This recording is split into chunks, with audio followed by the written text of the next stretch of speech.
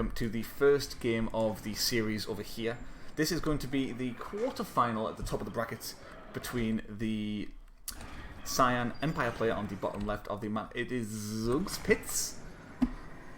Not a player I'm currently aware of, but he won on the best of six. He won on the round of 16 versus PK Killer, a player who, in a previous event, I believe took a game off Dimon. So definitely not someone who is going to give you a free win. And his opponent, anyway, the aforementioned Dimon in the yellow as Soviets. Definitely a player that all of you any of you who watch Red Alert 3 on a regular basis will see wins probably most of the events, to be honest. This time actually starting off with Soviets, interestingly, not going in for Empire, as he generally seems to go for these days. Sticking with what he knows best, sticking with the Soviets. And currently going for that single barracks opener. While on the other side, 3 dojos out of the Empire, and just going for the...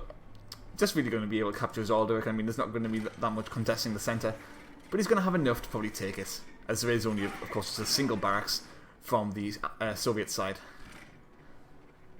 Plenty of bears coming on out, but really they aren't going to do that much at this point in time, because the Imperial warrior count seems to have subsided, or is at least putting them back and taking some of the garrisons at this point. I'm surprised that he's taking these garrisons. I don't really see what the use of this one is. Regardless, going into a war factory after the super reactor on the Soviet side, and keeping one of the flak troopers back. Probably going to take this garrison because it's kind of a useful place, or maybe this one as well. Both are useful in defences. This one's of course useful with a half wall, or even a full wall. This one's useful for aircraft that come over Tengus and VXs at any point in the game. Flak troopers in the garrisons on this map are definitely something which Soviets can use to their advantage quite a bit. Interesting use of this wall here. I don't know if units can slip by at this side, but I definitely know there's still this route. It may be all slightly delay attacks. I'm not sure if it does. We'll wait and see. Maybe it will come into play. Soviets expanding to the high ground. We'll be going for that refinery very, very shortly. And of course the Empire doing the exact same thing. But strongly taking the centre with all of these conscripts for the time being, at least going to make sure that it's not going to be a free position that the Empire can take. He's going to have to sacrifice some Imperial warriors, which are more expensive if he actually wants to take this out right away. But the tank moving across the map, looking to be aggressive. There's no refinery out yet. And there's only a couple of Tengus. Now this is a really weird decision on this map, because I'm not the biggest fan of early Tengus in this map, because Soviets can just simply build a sentry gun in the middle of both of these refineries and easily defend both of them in the main base, and with the third easily defendable with a flak trooper in the garrison. It's a weird decision, but that's what we're seeing.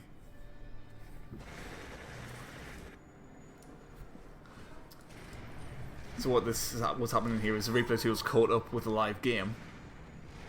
So it's going to be a little bit hesitant and waiting for the live game to catch up to the replay a little bit now. VX now out on the field and starting to move out.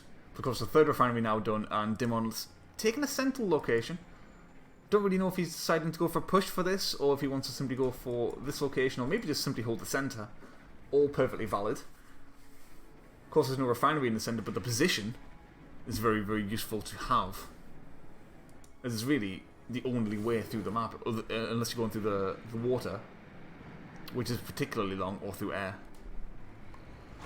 But going for a push is the name of the game from him today. Sticking with the 2 refineries, though, from Zugs, I'm just going to call them.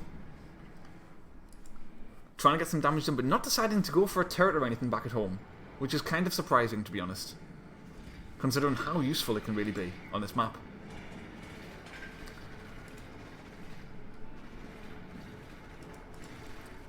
Pterodon and tank back at home to defend. Currently not paying attention to these ones, though. Maybe is got his attention elsewhere. There is a refinery moving over to the water right now, so we will be able to get his economy up and running a little bit, albeit that little bit later than the Soviets. Airfield coming up behind us as well, as I think he knows that he can't really go for this refinery right now, and I think Dimon knows that because of this, he must be expanding elsewhere, and that's why he's sending this turret drone down. Fully aware of this right now, and Tengu, of course, coming back to defend. Might be able to hold the line for the time being. Good defense.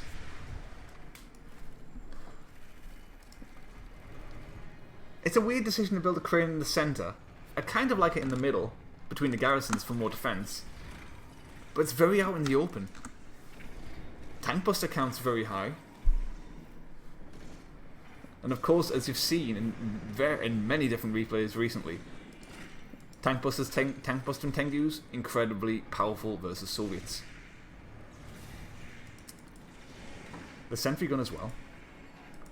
He's really cornering him into his own main base right now. And Zugs is going to have a tough time breaking out. It really just seems like Dimon has a complete chokehold over his bonnet.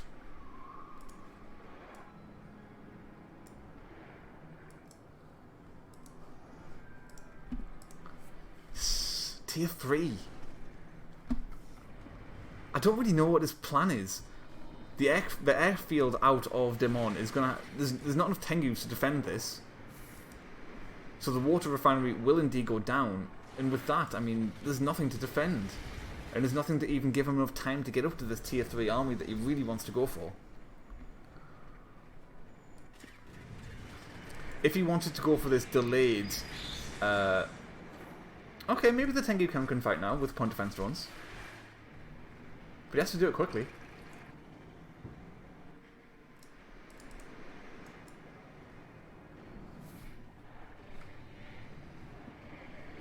Tanks start to break on forward.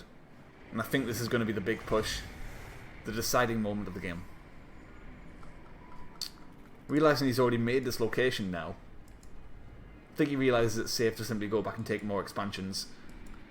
And make sure that there isn't just this risk that if like one collector goes down, he doesn't get put in some really awkward position. So still not building, just now getting that refinery back and selling his MCV. This is do or die right now out of Zugs, and I just don't think he has enough. The tank buster count is not high enough. It's all back at home as well. I like how he's kind of cornered off one of these garrisons and made a bit of a choke point.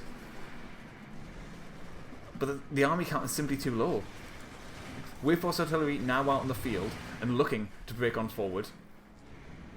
I mean, it's very powerful versus Soviets on tier 2 especially. It's possible that this could just simply break through. I would really like a King Oni though instead.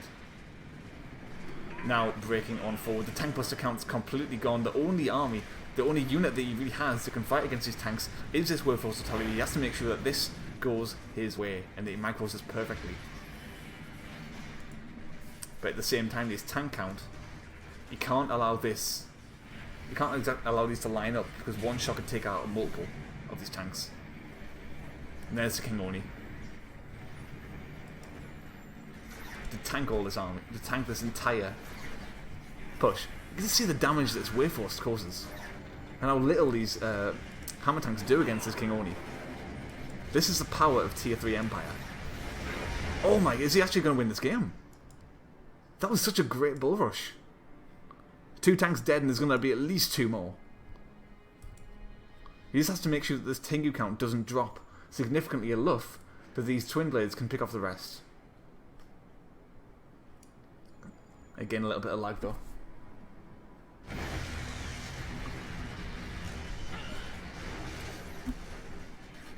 Twin blade doing that harassment around the back, as you can see. But the King Oni's just doing devastating damage. Thing to keep in mind though is that he doesn't currently have air superiority, as he wasted a lot of his Tengus in that fight. He has to make sure he takes off the MCV and just pushes the center and tries to do the damage right away, right now, as he can't defend the skies right at this point in time, and he needs to just keep on pushing and make sure he doesn't crush this MCV in the crane. There it goes. All of a sudden, Dimon might be in a little bit of trouble. He has to make sure he gets home and gets the appropriate counter to this. But really, you need aircraft. And lots of it. With losing the MCV as well, I kind of feel like he should just simply build another one.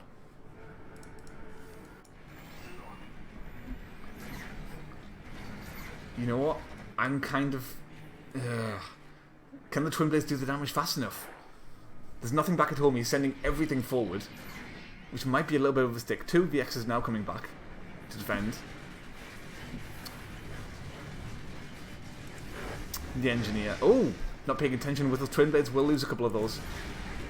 But right back at home, a couple more of these King Onis just completely wreaking havoc. Tesla Troopers not doing anything. The Wave Force Artillery one-shotting all of these. And with that, I think that might just simply be it. The Twin Blades not paying attention, and that was really, as I was saying, he needed the aircraft, and losing that was just too big of a mistake to make. Splitting these VXs does mean that there's a chance that he can fight them head on and take them down, so the aircraft can still fight. But now they've all gone. That's game. Okay, so nice play from Zugs here. Taking down Dimon of all players in game number 1. Nice to see a new player on the scene, and definitely showing some decent play today. 1-0 to Zugs. Game number 2. Infinity Yell this time around, and the Yellow Soviets this time is going to be the current player who's down 1-0 in the series, Dimon. Choosing this map, of course, against the opponent currently winning the best of 3 1-0. It is the Cyan Empire player, Zugspitze, who I'm just going to be calling Zugs, because I'm not 100% certain how to pronounce his name. 2 Dojo Opener. So purely just going to be going for his own oil derrick and not trying any sort of shenanigans, at least right away. Soviets purely just simply going for the... I mean, there's a few ways that Soviets can start this out with the barracks that can try and force some early pressure on his opponent's oil derrick and dojo, or just simply try and minimize the potential damage from attacking dojo cores. This time around, only going for the single flak, but I think he realizes that there's a low dojo count, so might actually be trying to pressure this a little bit. But I don't know if this is a great idea, because this is going to be very expensive. He's going to try and get both oils, though. It's all going to come down to how cost-effective these Imperial Warriors can be. And I think this is going to be a waste of money out of the Soviet side. We're going to have to wait and see if that is indeed the case. Good cap out of Zugs there. Now this Engineer is a little bit vulnerable. Of course, Bears can be microed against Imperial Warriors a little bit better than that. Well, I mean, he gets the capture, but at what cost? He's just going to recapture it. What did that gain? Absolutely nothing. Do not like that move one bit out of Dimon there. Of course, Bears are more expensive than Imperial Warriors, so he's happy to take a 1-1-1 trade, but it wasn't even a 1-1 trade. The Imperial Warriors destroyed those.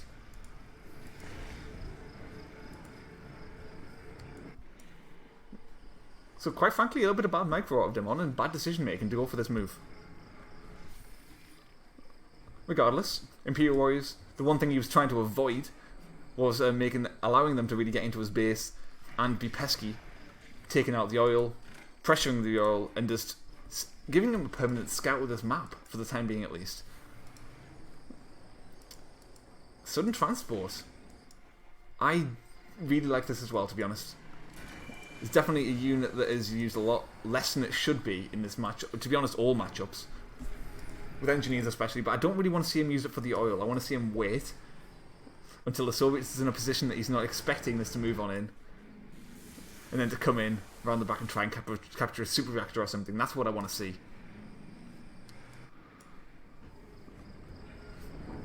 Will I be lucky and see that today? But he has to make sure he disguises it. He is indeed moving around the back.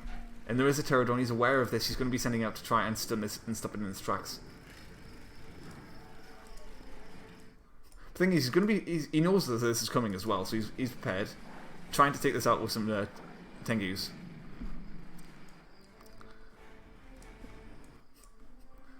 I'm liking the way that Zugs is playing this.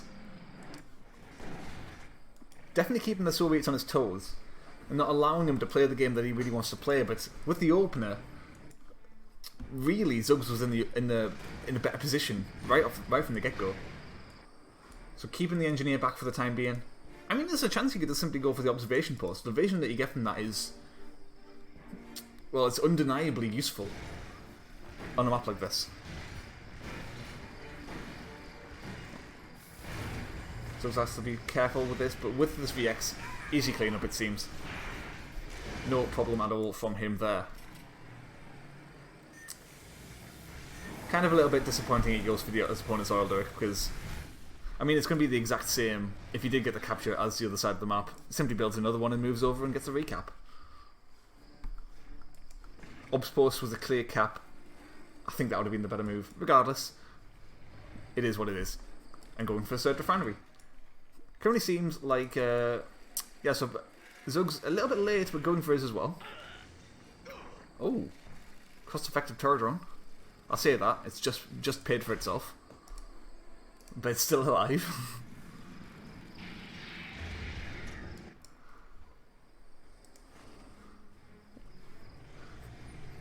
With the army that's coming on out, it's purely in a defensive posture for the time being.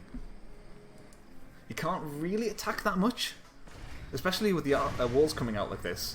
Breaking through walls with tanks and bullfrogs when they can build faster than you can destroy them. It's impossible. You cannot do it. And if there's tank busters back at home, you can't even attempt to do it. Oh, but a bit of a gap. That's important. That tiny gap might just change the tide of this entirely, but you have to make sure that the Tengus go against these bullfrogs instead and not waste them against these tanks.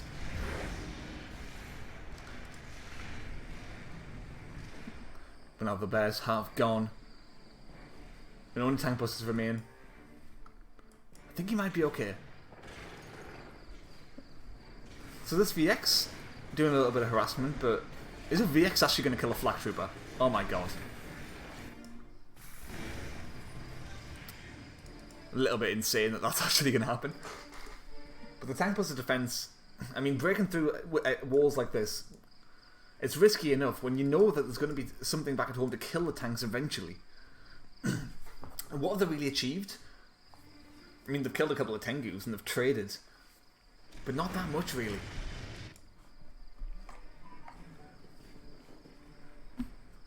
I like the fact that he's using the rest of his units as well in the meantime. Just using this VX, trying to harass, even though it's not really going to get an awful lot of damage to him. Just keeping a Dimon on his toes.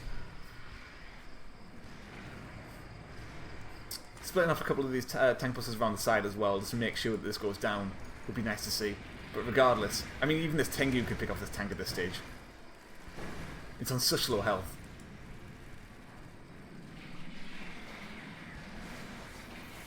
There it goes. 3 refs now out of course from the Soviets and moving over to the water, transitioning into air. But it just seems like the Empire is completely comfortable back at home. He's got a very powerful army. The tank busters are mainly going to be defensive at this stage, unless he really wants to put them in a sudden transport and move across the map with his army. Unless he's going to push, he really needs to get an expansion down. Make sure he doesn't fall behind in the economic game.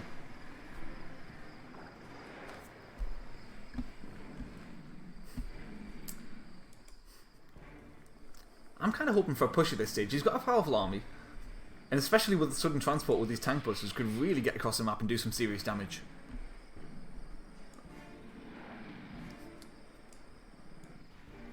But maybe he feels like the Tengu count isn't high enough to really move out. Of course, Tengus can lift and attack in the air, but the X's really have to be at home.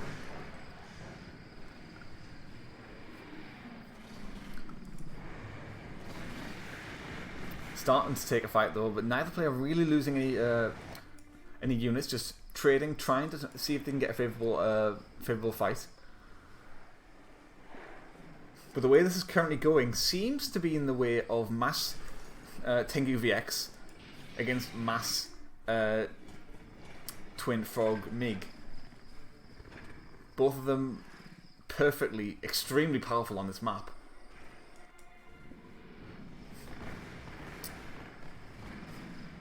But if you're going for this sort of style of Soviets, you're going to need to get a second airfield up. As well as this crane, of course. Moving in with just the Bullfrogs alone, a little bit of a risky move. Oh, here's a sudden transport. Is this one of the engineers still? No, there's a tank plus a transport. That's what I like to see.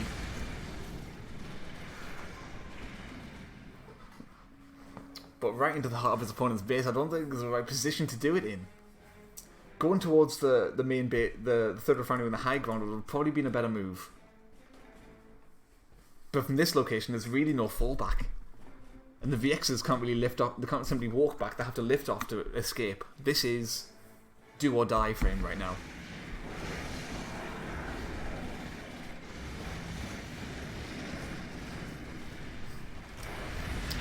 Tank Plus is all stunned down for the time being. Can't currently kill off these tanks. He's going to have to lift off at least one of these VXs if he's going to take this fight. Where are the MiGs? Oh, the MiGs have all died. There's no anti-air anymore. There's absolutely no anti-air anymore. Oh, good leech on that tank there. From that Bullfrog.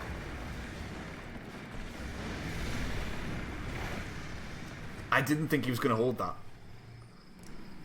That last second leech on the Bullfrog just about managed to keep the anti-air on that tank.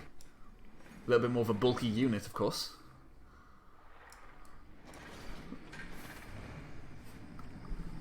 Sticking around for that little bit longer, but Zug's sticking on these 3 refineries. He's not expanding anymore.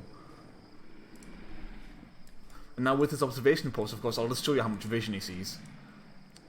He sees everything that comes to the centre of the map. Every single attack, he's going to know what's coming. There's no chance he's going to get caught off guard anymore, but again, another engagement coming directly into the heart of his opponent's base. Going for the crane this time. I think he's just about going to get it. Only losing a VX for it. Really not too bad at all. MCV is still alive, of course, so can rebuild that if he really wants. But of course you've got to remember that it is still 3 refineries versus 4. I mean, sure, Tengu VX is cost effective, but so is Twin Frog MiG. It really comes down to who can micro the best.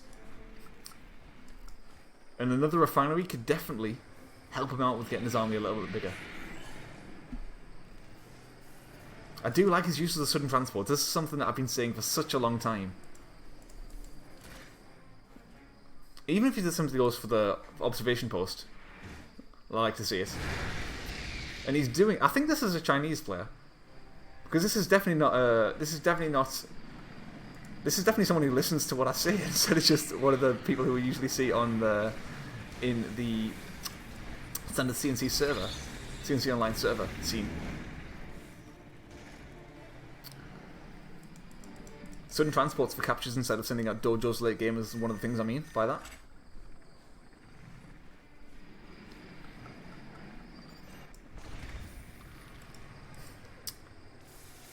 Terradrone being pesky for the time being. Won't be able to do it any longer. This army is getting very scary now. But the tanks, mixed in with this, do pose a bit of a weird... They make this a little bit weird because the tanks themselves, they're very, very slow. And the Tengus and the VXs, of course, they can traverse mountains incredibly quickly because they can go by air. It's going to be interesting to see how he actually takes this fight and whether he's purely going to take these tanks with the Bullfrogs to say if the Bullfrogs are going to die, I'm going to leech them down and get some additional anti-air.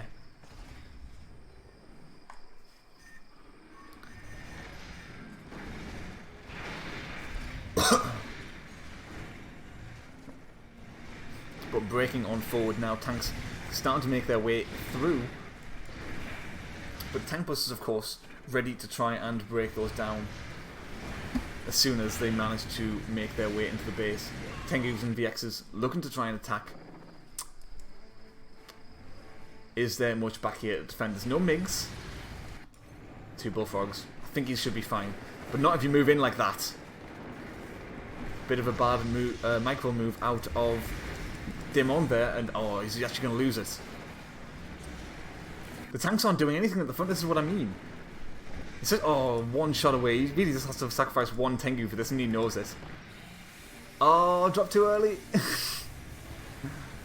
Is he actually going to keep that alive? No way is he going to keep that war factory alive. There's no chance. 1 Tengu, a single conscript shot could have killed that before. Well, just about keeping alive that.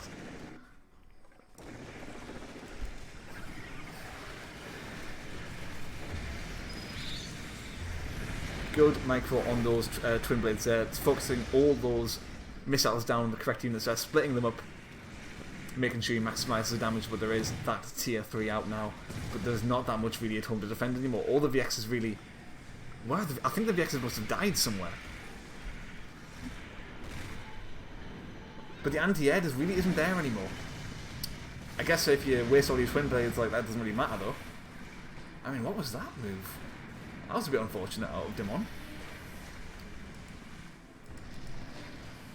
All of a sudden, a location that could have been a game-winning position out of Dimon, gone.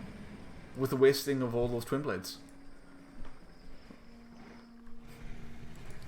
Sticking with the tanks, and against this tier 3 army. Currently, I'm not a very big fan of this ground army versus tier 3 empire, because really you need the mobility. You're not going to take a good head-on engagement unless you have tier 3 yourself, really. Unless you just simply have a bigger army, and he does have a bigger army at this stage, so taking the fight, it's maybe a bold call. Maybe he wants to stay back for the time being, take a little bit more of a defensive posture until he has these King Onis out, but is he going to have the time to do this at all? Tanks moving on forward. Sending down a couple of these units with the Pterodons as well, trying to make sure that tanks can take them out in time. And tank busters separated out so they can't properly be blocked away from these crushers. Keeping the Tengus in front would have been a better decision. Oh! I love the decision for the toxic corrosion there. You know what? That might just be enough. But you can see just how much damage this King Oni's doing, how much it's tanking. But I think with that toxic corrosion, that was a great move. I didn't see it coming at all. I think that might just have won him the game. Saying that, his army is still quite small. He does have a decent army, and he does have more money, which is important. That's probably been one of the key factors in this game. The fact that he's got that additional refinery, and he's still even going for a 5th in the water in the centre as well.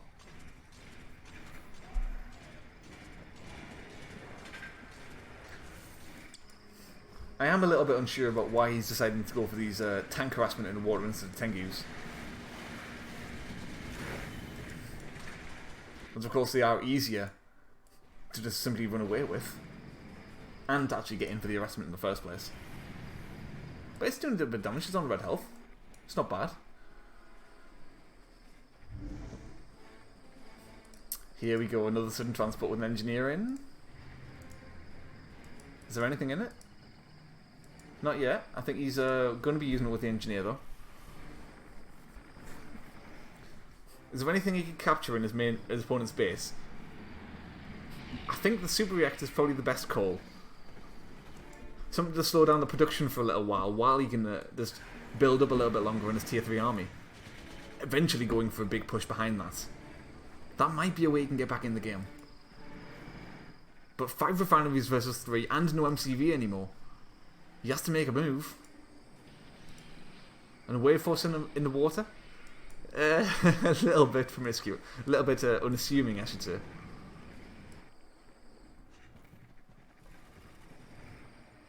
A little bit obvious. Yeah, this just looks like he's going to hold at this stage. He knows what's coming. He's seen it already. If he hasn't, he now does.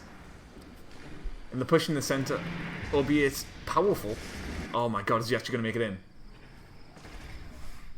No, he's not. That was very, very close though. And if he actually committed with an army at the front line, maybe he could have made that work.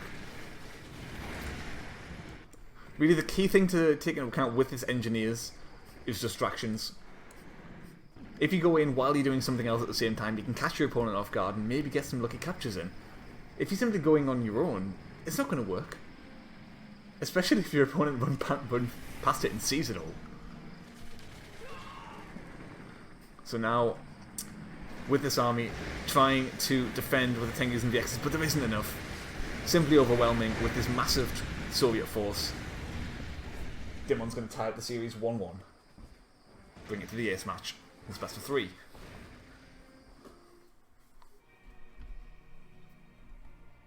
Alright, game number 3 brings us to Kubana Republic.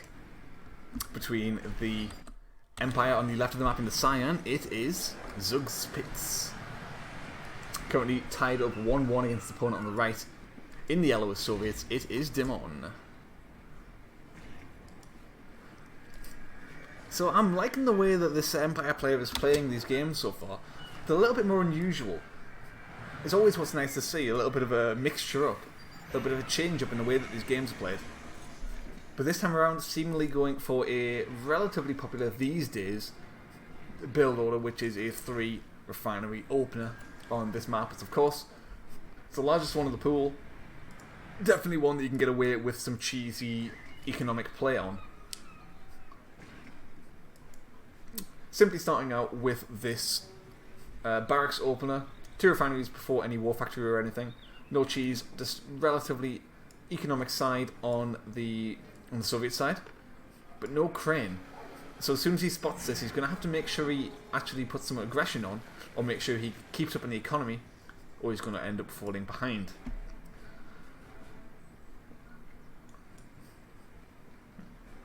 Should have a free time capture in this all the way over here, and might end up moving over to try and capture the opponent's one as well. But for the time being, he knows that there's going to be a threat over on this side, maybe, and I think it's probably a good idea, to simply keep someone back.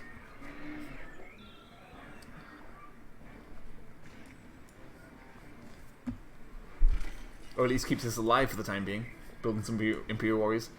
War Factory coming on now and building up, as many players seem to, which I kind of disagree with, but it is the way that they do it. Especially against the engineering style that we've seen from Zugs. That's going to make it even harder to hold if you just separate out your structures with a random separated super reactor up here, for example. Sickle moving across the map with a Bullfrog and Terror Drone, hoping to do some damage on this collector at the top. Got very lucky with that Terror Drone there. Oh my god, he's actually going to get that Sickle. That could have been huge if he got that.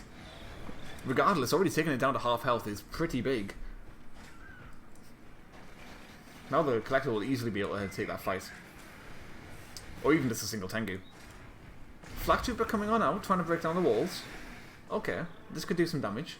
Where's the Terror Drone? There it is. Has to be careful with this collector right now. Just setting off these walls and running is probably the best option at this stage. Good decision to do so, just making sure he gets out of there. But he has to take the fight. And this was a very expensive attack and really didn't achieve very much. So simply good defense out of Dimon. So out of Zugs. I'd definitely say he's currently in the lead. Both Aldrichs will soon be going to him as well.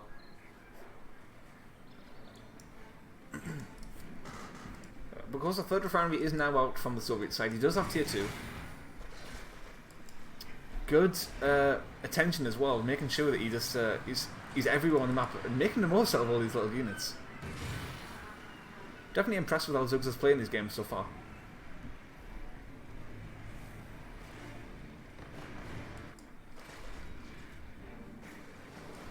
So no defense on this collector for the time being, no turret as of yet, which means that this harassment is completely, well, completely uncontested.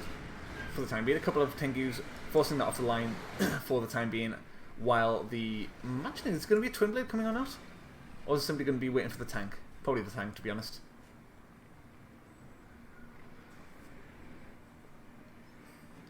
But the Tengu's back at home, of course. Well, in his opponent's main base. Should have free reign of a couple of these collectors as well. Oh, hang on, there's already a tank up there. Should be fine.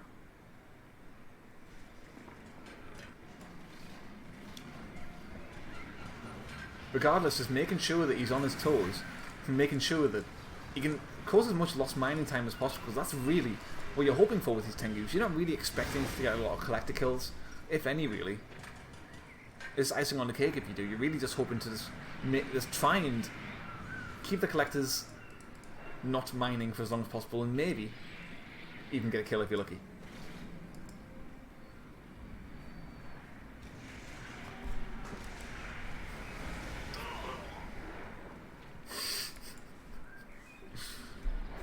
A little bit unfortunate for those tank busters there. Oh, I hope this is an engineer. That would have been nice to see, but regardless, splitting off and sending this MCV a little bit on its own is making it a bit vulnerable. Bullfrogs do manage to get here in time and take both of the Bullfrogs out though.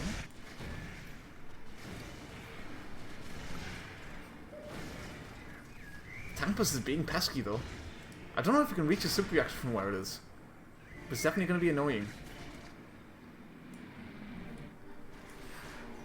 Where's the MCV gone? Currently not doing very much. Just trying to stick with his Twin Frog for the time being. As the Tengu's just continuously being pesky, forcing the collectors to not mine, and that's really, as I was saying, the goal for this build. One of the Twin Blades has been taken out. Nicely done from him there. It's keeping the count low. One of the things I spotted from him though, he doesn't really like to seemingly go for a 4th refinery. He likes to stick on 3. And maybe he likes to keep things simple. But when you've got a mobile army like this, you can easily, well, you can more easily defend farther away locations.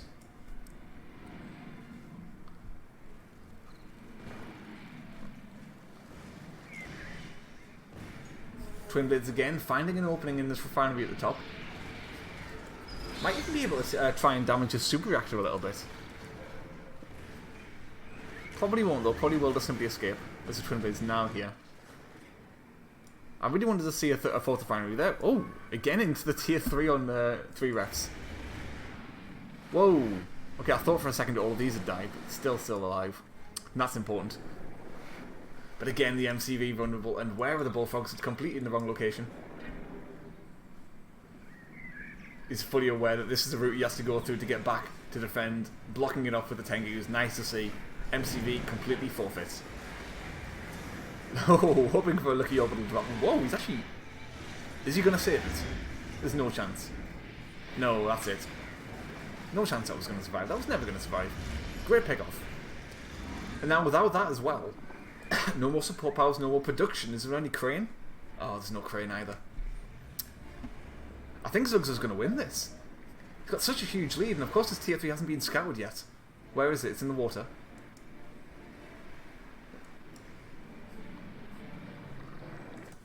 Sticking purely on these tanks, on the Bullfrogs, and on Twin Blades and MiGs now. That's pretty much it.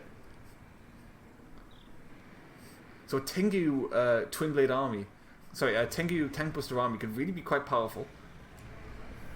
You can't get caught off guard by that toxic corrosion anymore. But now, of course, he can mix in the tier 3 as well. I don't think Shogun's... I mean, that could work. He's got a lot of Tengus.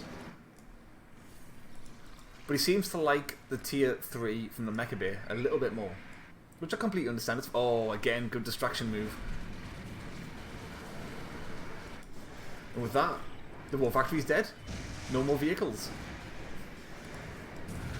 I'm liking the distraction moves out of Zugs here. That might just simply be it. He can only build MiGs and Twin Blades. Well, A-MiG and Twin Blades now. And with that, Zugs will have an easy time countering what his opponent can do. I mean, of course, he can get terror drones from Turn on surprise, but that's pretty much it.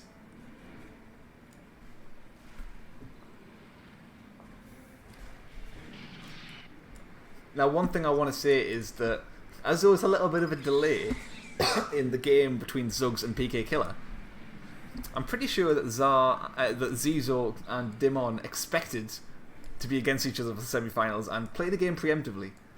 Well, I mean, you don't want to count your chickens too soon, because as you can see, Zug's definitely coming out and impressing all of us today.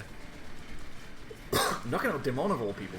I mean, he hasn't done it yet, but just looking at the position of the game, looking at the state of the game, it's going to be very difficult for Dimon to actually really get back into this one now.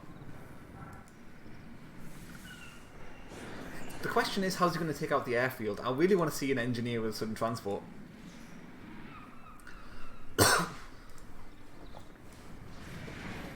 course, you can't discount the power of this army. It's still pretty powerful.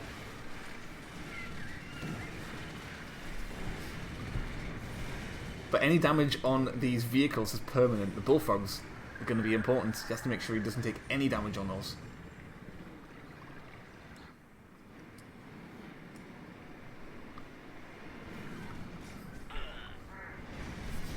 All the MiGs easily taken down by this Tengu army. And with that, most of the anti-air, he's only got these two bullfrogs left. Oh, he's gone for Natasha. I mean, Yuriko even. Sure, a Turrodrone can get lucky against it, but it's not going to. I can't imagine Zuggs is going to allow that to happen, but he's going to give it a go anyway, hoping for a move command. Does he know it's here?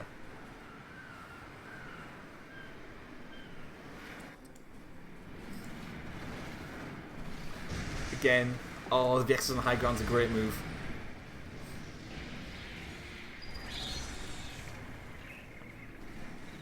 Completely blocking everything off while Yuriko can get in here and just pick off everything from the third base location.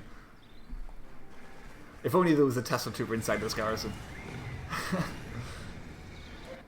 One shot on Yuriko would have been nice for him, but at this stage, I think he knows he's done for. He can hope to come back in this. I mean, you can take out Yuriko with 4 Twin Blades without losing one, so he has enough.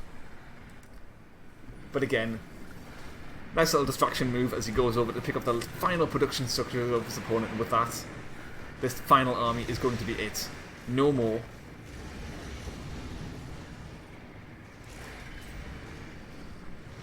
And I just can't see him really coming back from this anymore. All he has to do now is defend.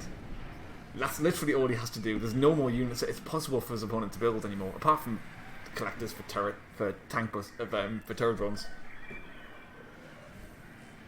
Well played from Zuggs. Nice to see. Especially it's good to see a good Empire player as well. It's really not something that we've seen a lot of recently, to be honest. Apart from maybe from Dimon himself, who occasionally decides to go that way instead of Soviets.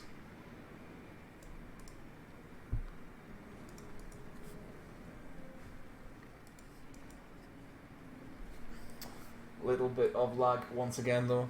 And it just doesn't seem like Dimon really wants to quit. He's going to go for one last ditch attempt at a push before admitting defeat in this game, and that's what he's moving for. Moving on. Oh, whoa. We actually saw an MCV cell. It kind of looks like he's scared. Or maybe he knows that he just simply has to defend this one push and he wins the game and he just wants his final additional credits. Really, the important place to hold is this location here. If he can stop the tanks from moving through, it's only twin blades and bullfrogs and a couple of MiGs, I mean. But the important thing to note is here we can't get any more point defense drones, so the MCV cell was a weird decision. I'm not fully sure. Oh. Now, I've got to say, I can't remember the last game I've seen a Rocket Angel in.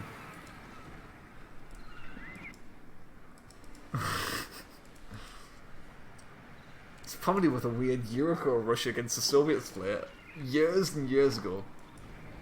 Really not a unit you see very much.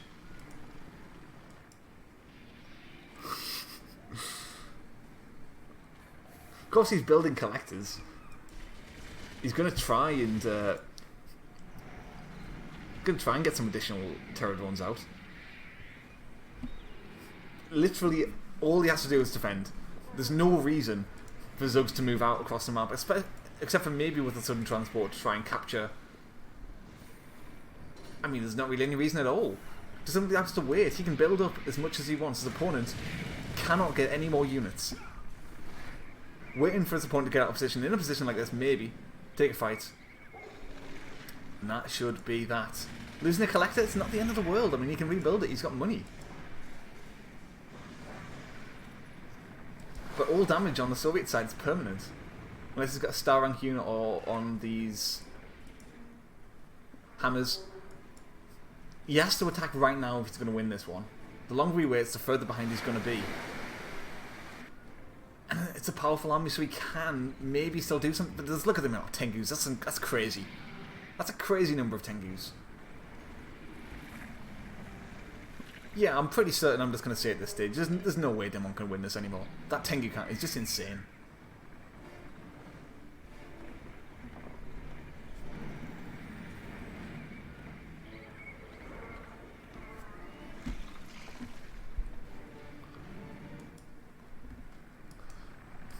Twin Blades again, all but separated out, and just look at the Twin Blade count. Look at the Tengu count. They're all separated as well, so no splash damage.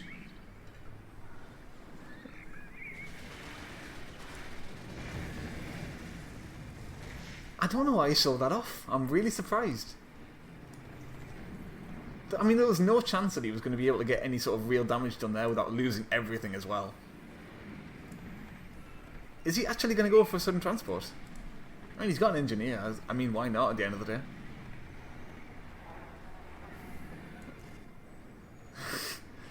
I want to see the number. Oh, there we go. There's all the collectives.